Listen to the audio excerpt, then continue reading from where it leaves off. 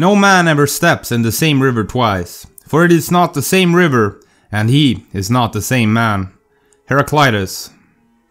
If you grab onto a leaf flying in the wind, it starts to squirm, almost like an insect, almost as if it's alive. Now the question is the wind moving the leaf, or is the leaf moving the wind? Neither. It is the mind that moves. Greetings, mortals. I'm your host Simon. Welcome back to the Library of Gnosis. Time is the moving image of eternity. Plato. What did Plato mean when he said this? Well, to put it as clearly as I can, your consciousness shifts through billions of motionless and timeless static parallel realities at billions of times per second, simulating the act of movement. You're constantly traversing through countless parallel realities. As the sentiment in the opening statement highlights, it is the mind that moves. Your mind is outside of time. It is the preceding cause to time itself. Your consciousness is what we would perhaps call a quantum object, as it can move both forwards and backwards in time. Time, if you look it up on Wikipedia, it is categorized as physics. Maybe it should be put under the psychology category instead. Let's use the logic and physics of the universe to verify this from a scientific perspective. Reality is merely an illusion, albeit a very persistent one. Albert Einstein, supposedly. An article from the digital journal titled "Scientists Show Future Events Decide What Happens in the Past" explains quantum time, if you'd like to call it that. Quote, "The Australian scientists set up an experiment similar to the double-slit one to try to estimate when particles took on a particle or wave form. But instead of using light, they applied helium atoms, which are quote-unquote heavier than light photons, in the sense that photons have no mass, whereas atoms do. This was significant," they said. Quantum physics predictions about interference seem odd enough when applied to light, which seems more like a wave. But to have done the experiment with atoms, which are complicated things that have mass and interact with electric fields and so on, adds to the weirdness, said PhD student Roman Kakimov, who was involved in the experiment. Nevertheless, they expected the atom to behave just like light, meaning that it would take on both the form of a particle and or a wave. This time they fired the atoms at two grate-like forms created by lasers, although the effect was similar to a solid grate. However, the second grate was only put in place after the atom had passed through the first one, and the second grate wasn't applied each time, only randomly, to see how particles reacted differently. What they found was that, when there was two grates in place, the atom passed through it on many paths in a waveform, but when the second grate was removed, it behaved like a particle and took only one path through. So, what form it would take after passing through the first grate depended on whether the second grate was put in place afterward. Therefore, whether it continued as a particle or changed into a wave wasn't decided until a future event had already taken place. Time went backwards, cause and effect appeared to be reversed. The future caused the past. The arrow of time seemed to work in reverse. The decisive point when it was formed was when the quantum event was observed and measured. Before that, whatever would take place existed in a suspended state. The atom had not yet decided what to do. Professor Truscott said the experiment showed that, quote, "A future event causes the photon to decide its past." There is also good evidence that quantum processes take place inside our brains and within our body cells, as reported by The Guardian last year. End quote. I also have a video explaining the quantum eraser experiment, which shows the same thing. Card up top. This is how we have what we call free will. Your mind is above time. Time is a side effect of your consciousness shifting through eternal realities. Kind of like swimming in water in a sense. Is this not what a prophet does? Predict the future. The English word prophet is a compound Greek word from pro, in advance, and the verb phesein, to tell. Thus, prophetes is someone who foretells future events and also conveys messages from the divine to humans. In a different interpretation, it means advocate or speaker. In Hebrew, the word navi, spokesperson, traditionally translates as prophet. The meaning of navi is perhaps described in Deuteronomy 18:18, where God said, "And I will put my words in his mouth, and he shall speak unto them all that I shall command him." Thus, the navi was thought to be the mouth of God. The root nun bet aleph, navi, is based on the two-letter nun bet, which denotes hollowness or openness. To receive transcendental wisdom, one must make oneself open. People sometimes also have prophetic dreams, meaning they have dreams that turn out to actually happen in their life, among other strange phenomena. Viscount Ilya Romanovich Prigogine was a Russian physical chemist and Nobel laureate, noted for his work on dissipative structures, complex systems, and irreversibility. His reprise is "Time precedes existence." In contrast to the views of Newton and of Einstein, Prigogine points out that statistical and thermodynamic physics can explain irreversible phenomena, as well as the arrow of time and the Big Bang.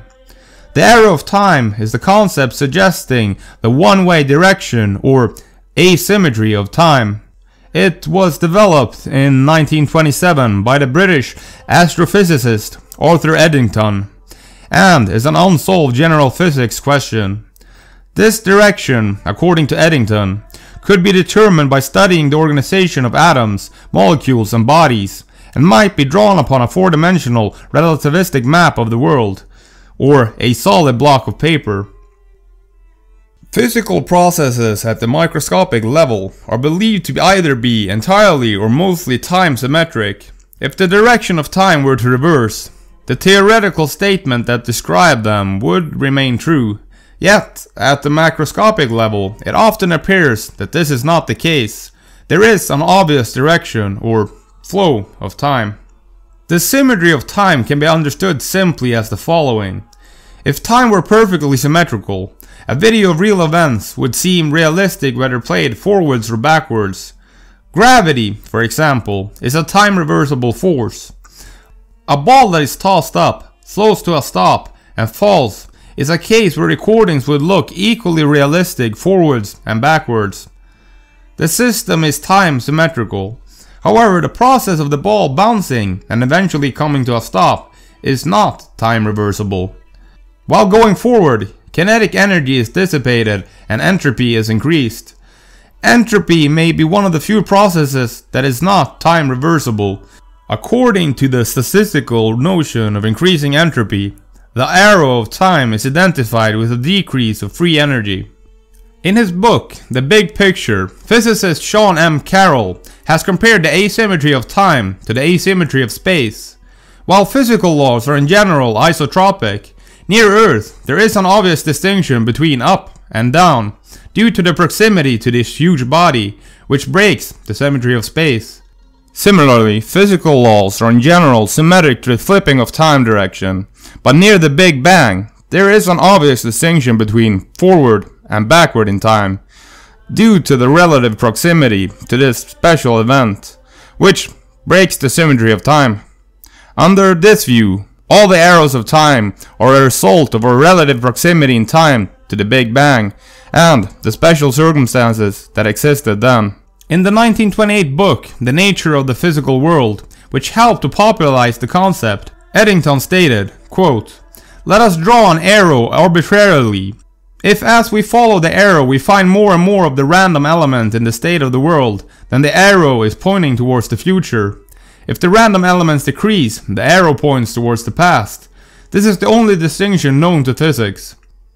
This follows at once if our fundamental contention is admitted that the introduction of randomness is the only thing which cannot be undone. I shall use the phrase time's arrow to express this one-way property of time which has no analog in space." Eddington then gives 3 points to note about this arrow. 1. It is vividly recognized by consciousness. 2. It is equally insisted on by a reasoning faculty, which tells us that a reversal of the arrow would render the external world nonsensical. 3. It makes no appearance in physical science except in the study of organization of a number of individuals, by which he means that it is only observed in entropy. A related mental arrow arises because one has the sense that one's perception is a continuous movement from the known past to the unknown future.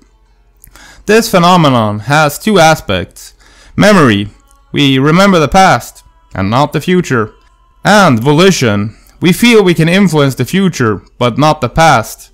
The two aspects are consequences of the casual arrow of time. Past events, but not future events, are the cause of our present memories. As more and more correlations are formed between the outer world and our brain, and our present volitions and actions are causes of future events. This is because the increase of entropy is thought to be related to the increase of both correlations between a system and its surroundings, and of the overall complexity of the system. Under an appropriate definition, thus all increase together with time. A cause precedes its effect. The causal event occurs before the event it causes or affects. Birth, for example, follows a successful conception and not vice versa. Thus, causality is intimately bound up with time's arrow. An epistemological problem with using causality as an arrow of time is that, as David Hume maintained, the causal relation per se cannot be perceived. One can only perceive the sequences of events. Furthermore, it is surprisingly difficult to provide a clear explanation of what the terms cause and effect really mean, or to define the events to which they refer. However, it does seem evident that dropping a cup of water is a cause, while the cup subsequently shattering and spilling the water is the effect. Physically speaking, correlations between a system and its surroundings are thought to increase with entropy. The assumption of low initial entropy is indeed equivalent to assuming no initial correlations in the system. Thus, correlations can only be created as we move forward in time, not backwards. Controlling the future, or causing something to happen, creates correlations between the doer and the effect, and therefore the relation between the cause and effect is a result of the thermodynamic arrow of time, a consequence of the second law of thermodynamics. I mean, strictly speaking, what is time really? It is never the past, and never the future. We are constantly chasing an infinitely small present that is gone as soon as it happens. You can never actually catch the present moment. Yet, it is all there ever is. Well, I think it's about time we round off this video. Do let me know what you think in the comments below. Thank you for listening, mortal. Yes, you specifically. Thank you. See you next time, mortal. Remember to hit that bell button to stay notified. Subscribe for more Red Pill content. Do give it a like if you enjoyed it, and feel free to share it. If you want to support my work, you can find me on Patreon at Library of Gnosis. You can find me on YouTube, Facebook, and Bitchute at Library of Gnosis. The audio versions of my broadcasts are available on Spotify as a podcast at Library of Gnosis. Music is produced by Coda.